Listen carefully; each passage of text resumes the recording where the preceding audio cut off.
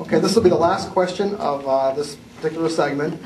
And if you look around the room, you see our little walking billboard. You kind of get an idea of this next question.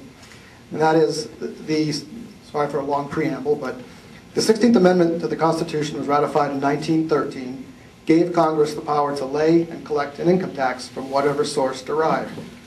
The income tax was determined to be a better option for funding the government than from taxing imported and exported goods, as well as sales taxes on specific products as had been done historically. The first time the income tax was collected, it was a 1% tax on income up to $20,000, and the highest rate was 7%. Currently, the lowest bracket is 10%, and the highest is 35%. If you're elected to the U.S. Senate, would you work to change the current tax code, and if so, how?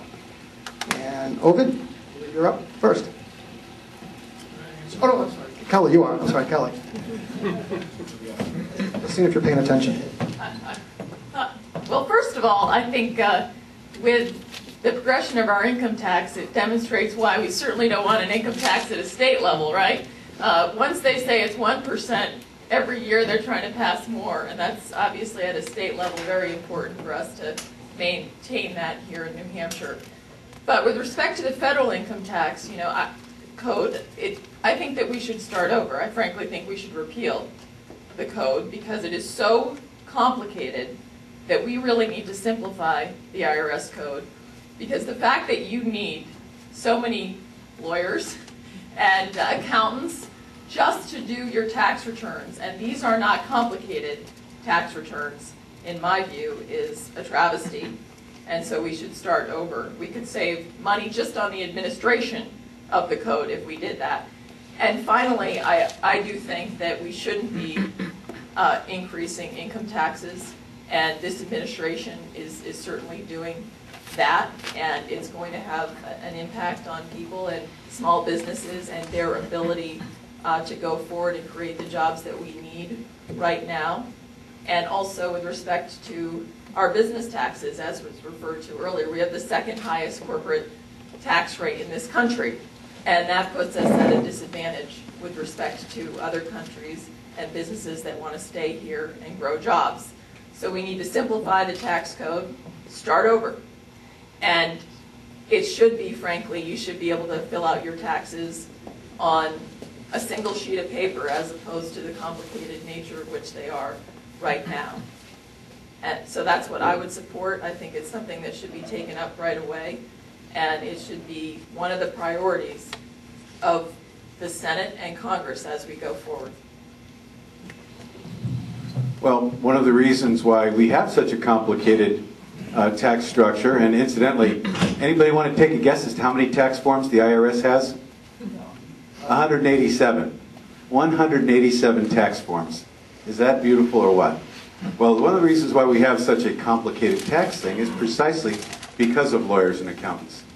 Because it benefits lawyers and accountants, and that's why we don't have tort reform in a 2,000-page health care bill, because 2/3 of the Congress is lawyers. And of course, that's the easiest one-liner for lowering our costs. But getting back to taxes, we absolutely need a simpler tax structure. In addition to taking 4 months of your income every year, and for some of you it's 6 months to pay your taxes, it's another tax that it's so complicated. I don't know about you, but I would imagine you all have the same problem I do. I spend several long nights every spring putting everything together, sending it off to an accountant. I have a good accounting background, a good finance background. In fact, I have a Harvard MBA. I wouldn't dare try to do my own taxes. And probably most of you wouldn't either.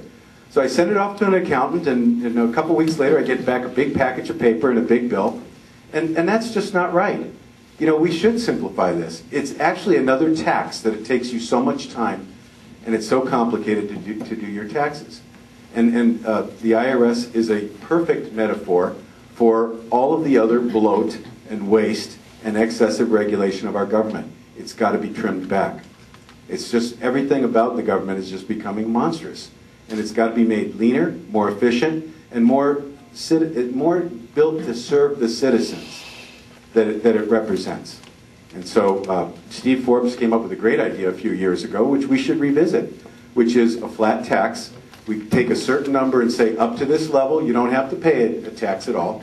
But anything above that number will be a straight percentage. And if we did that, that would be fair to everybody, and it would be also a lot simpler to do your taxes.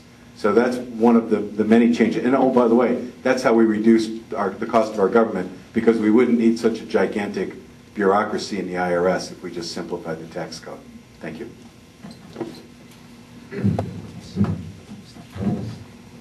Tax reform is a critical issue for the government, for us as a people to tackle.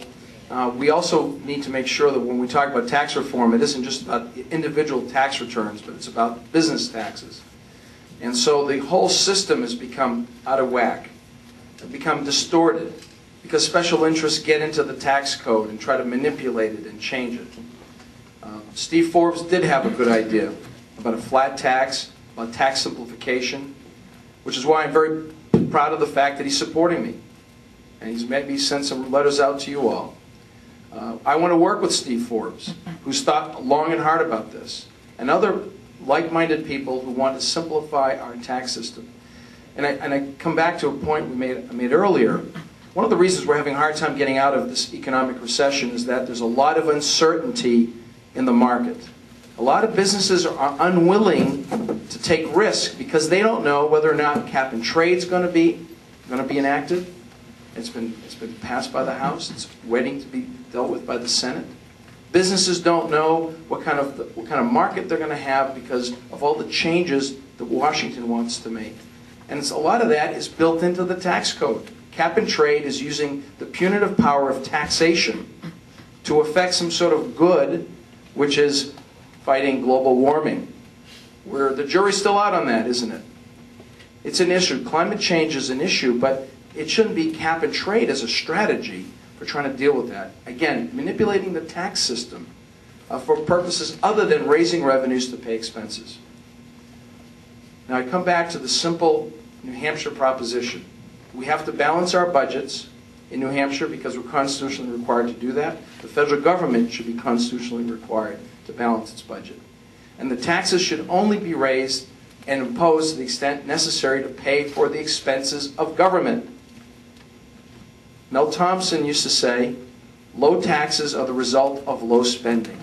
That's because in New Hampshire, the two go hand in hand. And we need integrity in budgeting, which is why I think we need to go back to a New Hampshire model that the Congress should follow in terms of dealing with transparency and integrity in the budgeting process. But reforming the tax code for us as individuals and for businesses is an important step to try to put us onto a secure path to solvency in our country. And it's part of the equation that we need to tackle, and I'm ready to do that. Thank you. Excellent. Thank you very much, everybody.